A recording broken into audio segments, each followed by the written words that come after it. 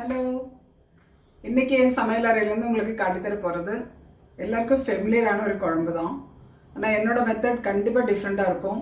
அதனால் நீங்கள் எல்லோரும் அது ட்ரை பண்ணணும். அது என்னது அப்படின்னா பூசணிக்காய் மோர் குழம்பு.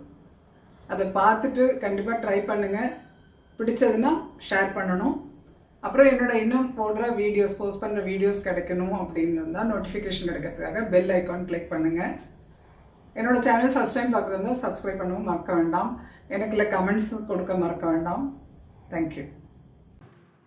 மோர் குழம்புக்கு பூசணிக்காய் மோர் குழம்புனால பூசணிக்காய் வந்து இந்த மாதிரி கட் பண்ணி வச்சுக்கணும். வெள்ளை பூசணிக்காய்ன்னு சொல்ல வேண்டாம், பார்க்கும்போதே தெரியுது அது வெள்ளை பூசணிக்காய்னு. அப்போ அதை வந்து இந்த மாதிரி கட் பண்ணி வச்சுக்கலாம். இது கேரளா ஸ்டைல் மோர் குழம்பு, அதனால் கண்டிப்பாக இது ட்ரை பண்ணணும். அப்போ அதுக்கு தேவையான அளவு மஞ்சத்தூள் போட்டிருக்கேன். இப்போ மிளகாத்தூள் அதே மாதிரி தான். காரம் நமக்கு எவ்வளோ தேவையோ அந்த அளவுக்கு. இப்போ இதில் மோர் நம்ம ஊற்றுறதுனால நமக்கு அது காரம் இப்படி எடுத்து காட்டணும் அப்படின்னா அந்த இது மிளகாத்தூள் அப்புறம் பச்சை மிளகாவும் சேர்த்து அரைக்கிறதுனால அதுக்கு தேவையான அளவு காரம் எடுத்தால் போகிறோம். ஏன்னா ஒவ்வொருத்தருக்கும் ரொம்ப காரம் பிடிக்காது, அதனால் அப்புறம் தேவையான அளவு உப்பு போட்டுக்கலாம். வெள்ளை பூசணிக்காய், மஞ்சத்தூள், அப்புறம் தேவையான அளவு மிளகாத்தூள், உப்பு இத்தனையும் சேர்த்து நல்லா மிக்ஸ் பண்ணி விட்டதுக்கு அப்புறமா தான் தண்ணி ஊற்றி காயை வேக வைக்கணும். அது கொதிக்கிற தண்ணி ஊற்றுறது எதுக்கு அப்படின்னா கொஞ்சம் சீக்கிரமாக காய் வேகிறதுக்கு நமக்கு டைம் சேவ் பண்ணலாம். நான் எல்லா சமையலையும் திருப்பி அதை தான் சொல்லிகிட்ருக்கேன். மிக்ஸ் பண்ணதுக்கப்புறமா தண்ணி ஊற்றுறது நல்லது. அது தேவையான அளவு தண்ணி, கொதிக்கிற தண்ணி தான் விட்டுருக்கேன், அதனால் கொஞ்சம் சீக்கிரம் வேகும். இந்த காய் வேகிறதுக்குள்ளார இதுக்கு அரைக்க வேண்டிய சாமான் வந்து எடுத்து அரைச்சிக்கலாம். இது வந்து தேங்காய் ஒரு மூடி தேங்காய் இது. அதுக்கப்புறம் ஜீரகம் ஒரு ஸ்பூன், அது ஒரு டீஸ்பூன் ஜீரகம், அப்புறம் 4 சின்ன பச்சை மிளகா.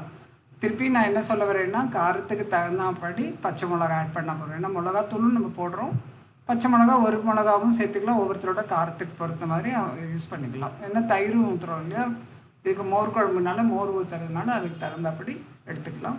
இப்போ வந்து இது நல்லா மையாக அரைச்சிக்கணும். இந்த தேங்காய், ஜீரகம், பச்சை மிளகாய் இதுதான் அரைச்சிருக்கேன்.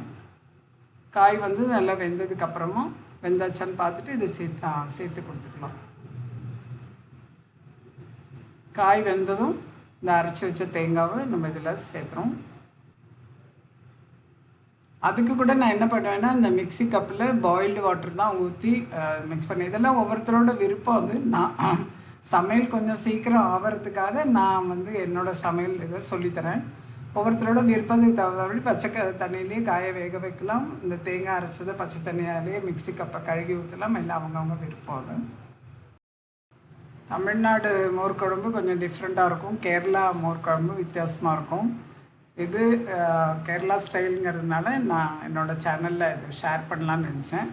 கொஞ்சம் சிம்பிளாக சீக்கிரமாக சமைக்கக்கூடிய ஒரு குழம்பு இது, மோர் குழம்பு. இது நல்லா தேங்காய் விட்டதுனால நல்லா கொதி வரணும். இல்லை நம்ம மோர் விட்டால் கொதிக்க விட மாட்டோம், அதனால் தேங்காய் விட்டதுக்கப்புறம் நல்லா அது கொதித்து காய் வந்ததுக்கப்புறம் தேங்காய் இந்த அரைச்சி வச்சதை போட்டோம். இனி வந்து இதில் இந்த அளவு கப்பு வந்து தயிர் கொஞ்சம் மிக்சியில் ஒரு ஓட்டிட்டு ஊற்றலாம் இந்த மாதிரி. இல்லைன்னா மோர் இருந்ததுன்னா மோரையும் அப்படி இது பண்ணிக்கலாம். நான் வந்து நல்லா கட்டி தயிராக இருக்கிறதுனால மிக்சியில் போட்டு கொஞ்சம் ஒரு சுற்றினேன். ஒரு பல்ஸில் வச்சா போகிறோம், நம்ம பல்ஸில் தான் வைக்கணும், இல்லைன்னா அது ரொம்ப ஃபோர்ஸில் பண்ணால் தயிர் வெளியே தெரிச்சிடும். இப்போ அந்த இது குழம்பு நல்லா கொதித்ததுக்கப்புறம் தான் இப்போ மோர் சேர்த்துறது. திருப்பி இந்த மோர் சேர்த்தும் போது கொதிக்க வச்ச தண்ணீர் தான் மிக்ஸி கப்பில் ஊற்றி கலக்கி ஊற்றணும். ஏன்னா ஆல்ரெடி குழம்பு நல்லா கொதிச்சு எல்லாம் ஆனதுக்கப்புறம் தான் நம்ம மோர் ஊற்றுறோம். அப்போ அதுக்கப்புறம் திருப்பி பச்சை தண்ணி சேர்த்துனா அந்த டேஸ்ட் டிஃப்ரென்ஸ் வரும். கறிவேப்பிலையும் கிள்ளி போட்டேன். நான் தாளிக்கிறதுக்கு யூஸ் பண்ணுவோம். நான் எப்போவுமே குழம்புல இந்த கொஞ்சமாக கறிவேப்பிலை போட்டு ஒரு கொதி வர வைக்கிறது உண்டு. இது அது மாதிரி ஒரு மாதிரி இது வந்தபோது ஆஃப் பண்ணியாச்சு. ரொம்ப கொதிக்க விடலை மோர் ஊற்றுனதுனால. இனி அதுக்கு தாளிப்பு செய்யலாம். இதுக்கு எண்ணெய் தேவையான அளவு ஊற்றிட்டு, அது இப்போ நான் வந்து தேங்காய் எண்ணெய் ஊற்றிருப்பேன். ஏன்னா கேரளா சமையல்ங்கிறதுனால தேங்காய் எண்ணெய் பிடிக்காதவங்க சமையல் எண்ணெய் யூஸ் பண்ணிக்கலாம். தேவையான அளவு எண்ணெய் ஊற்றுனதுக்கப்புறமா கடுகு, அப்புறம் ஒரு வரமிளகா, வெந்தயம், கருவேப்பிலை இதான் தாளிக்கிறதுக்கு வேண்டிய பொருட்கள். கடுகு போட்டு கொடுக்கலாம். கடுகு எப்பவுமே ஸ்ப்ரெட் பண்ணி போட்டால் சீக்கிரமாக வெடிக்கும்.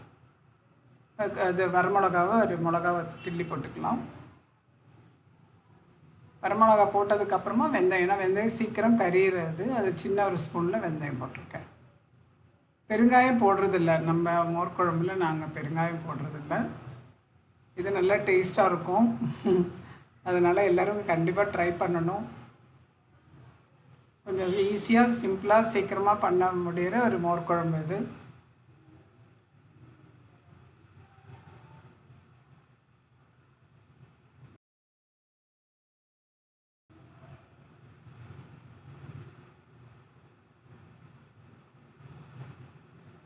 வெந்தயம்லாம் போடும்போது அடுப்பு ஆஃப் பண்ணிட்டு போட்டால் கூட பரவாயில்ல, இல்லைன்னா கரிஞ்சு போயிடும். அது ரொம்ப கவனிக்க வேண்டிய ஒரு விஷயம் வெந்தயம் தாளிக்கும் போது.